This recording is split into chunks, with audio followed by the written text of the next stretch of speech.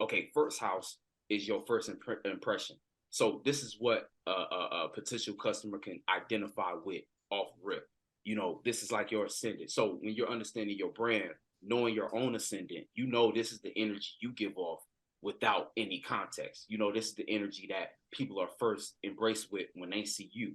So when you're understanding your brand and putting it together, you know, if you have a lot of emphasis on this first house, then you can understand, okay, you can play it off of, like we were saying with AJ, your personal stuff. So your personal experiences, parts of your insecurities, these different things can be what you emphasize as kind of a starting point to give you inspiration on what to, if you're an artist, a musician, what to talk about.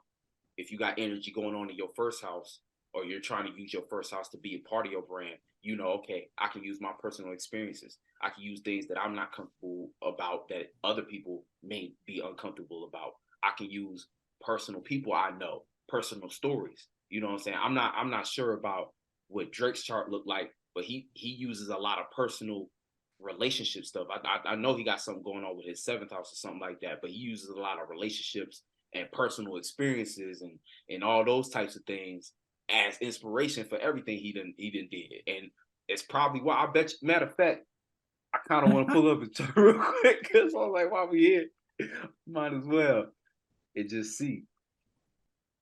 Ain't he But at he least really a the Scorpio most, cusp? Yeah. yeah, he got the most success because he got a lot of females that support him. That too, yeah. So I think that's magic right there. I may not be a seventh house. No, I mean he also it's he might fourth be house. if he's a Scorpio, if he's a Scorpio Pluto, that's really what it is. He understood how to cultivate behind closed doors. So he knew if he making making music and he can give a perspective that's you know, to the person that is usually the vibe Right. setter, the vibe. Yeah, the vibe. Yeah, the You know vibe. I mean, like his first house, he got that. He's a Leo ascendant. He got the sun in the third, so different things in his surroundings. And it's in Libra, so relationships from his surroundings, he was taking that. You know what I'm saying? He was using those. And seventh house, he has Jupiter there, so experiences from the seventh house. And I mean, Jupiter is in Pisces too, so relationships. He learned a lot from those relationships and converted that into creativity.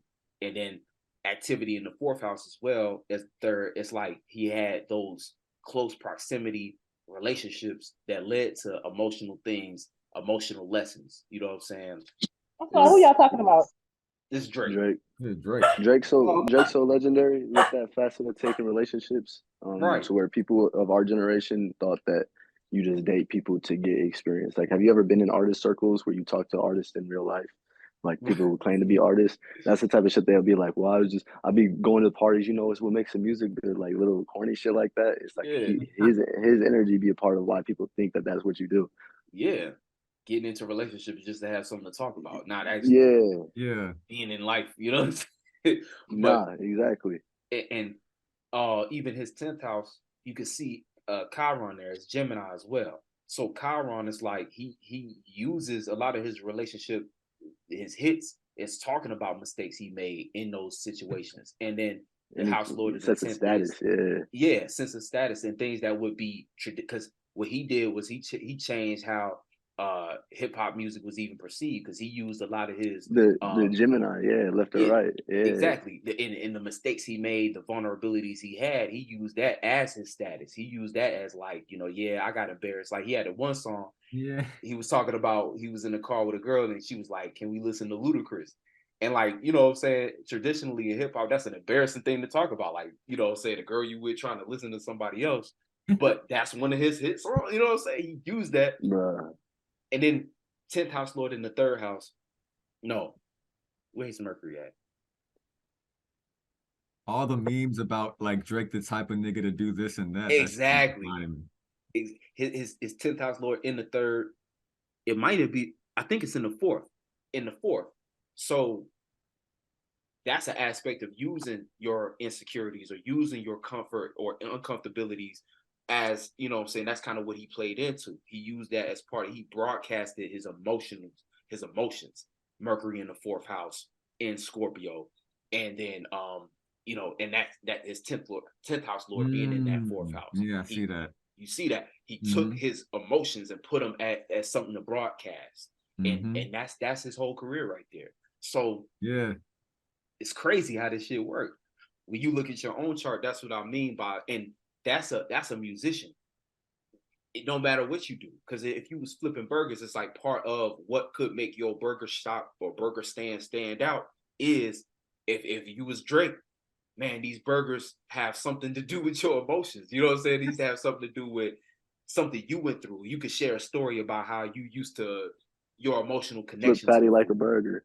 Right. Make that burger feel like home and stuff like that. Your branding is, this is a home cooked meal. It's a home cooked burger. Home burgers. You know what I'm saying? Whatever, you could play on different things like that and just get all kinds of creative.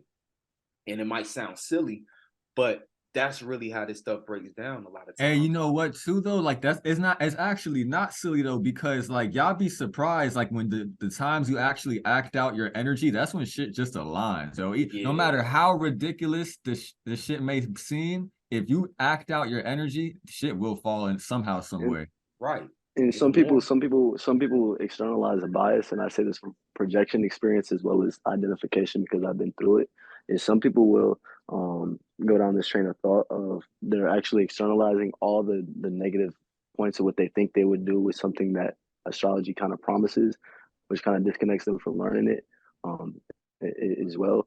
But I say that to say, remind me of what you were just saying before that. I'm sorry, I just got too much shit going on. There was something that you were, I was saying, shit. Oh, nah, I forgot too. Shit. Right. Yeah, bro, I'm sorry. I don't know what happened. Oh, nah, you good, you good. Oh, we said what, AJ? He was talking about using your natural energies, like planning it out. How Oh yeah. Oh yeah. So when they project that fear, good shit. When you project that fear, or AKA project what you think you would do with yourself, and you build some weird relationship, with it. Damn, I just lost it again. It's Are you saying that like you build resistance against yourself when you yeah, don't act out? you're boxing. Yeah, you're boxing yourself in based on building a bias on what you think that framework could do, which keeps having you not be able to integrate that framework the way that it's supposed to be integrated. Appreciate you. Right. Yeah, real shit. No, I know what you was trying to say. That's deep, because we do that all the time. You know, people like we do that in ways that we don't realize, because you might laugh to yourself and be like, man, I'm not sharing that. Bro, I'm in that right now where I'm realizing I do that so fucking much, right? I'll say the right answer and then I'll be like, yeah, whatever my contract is, whatever it is, if I'm laughing, if I'm fearful, whatever.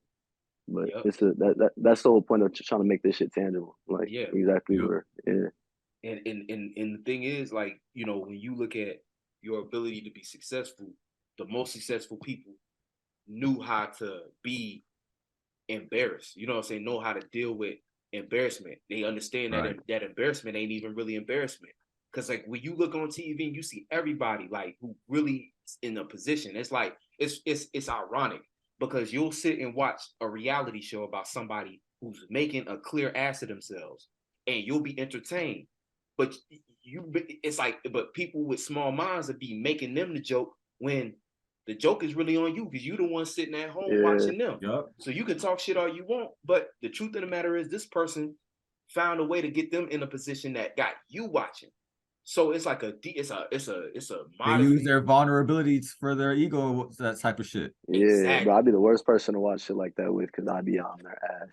Exactly. But they develop vibrational strength when they do that, and that just shows how much they've went through and experienced. Right. Exactly. And if they go ahead. I was about to say, if they don't, it's just a beamline just summons so much experience just because of the grandeur that they're on. Like their micro, I get what you mean though. Nonetheless, their micro had to have been on point. They could play out like that too though. Yeah, real shit. And the things you've been through, and going back to what Mercury had said in the beginning, you know, the things you've been through, talking about that second, eighth house relationship, but just in general, the things you've been through really are the fuel. So it's like you got to look at different things in your life that you went through, and it builds your character. It builds your character, and nobody who ain't been through nothing is really got anything of value. That it's like, not to say you ain't got nothing of value, but the broadness. You got to look at like your fear of getting into certain experiences is what's limiting you in your reach. you can't reach the minds of a lot of people if you ain't been through things that the people of the world been through. So don't be afraid to go through different things. You know what I'm saying? You gotta put yourself in the world, put yourself in life, and not be afraid of what you might not get out of something or what you might get out of something.